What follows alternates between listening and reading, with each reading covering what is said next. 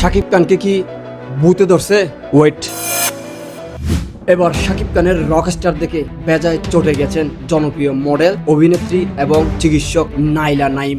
ঈদের সবচেয়ে আলোচিত সিনেমা রকস্টার আজমান রুশো পরিচালিত সিনেমাটিতে শাকিবের সহ অভিনেত্রী ছিলেন তিনজন। তারা হলেন তানজিয়া মিথিলা, সাবিলা নূর ও সুনিধি নায়েক।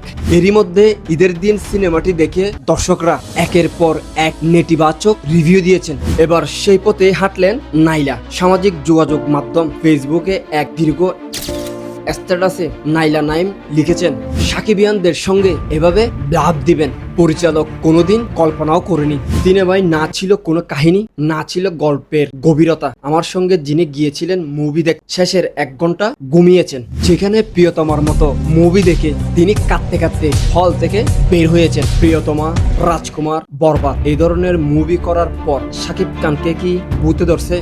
তার ফ্যান ফলোয়ারদের এসব ফালতু অকাদ্য সিনেমা সে একের পর এক উপহার দিচ্ছে। নাইলা নাইম কথাগুলো কি ঠিক বললো নাকি অতীত নিয়েও ভাবি না।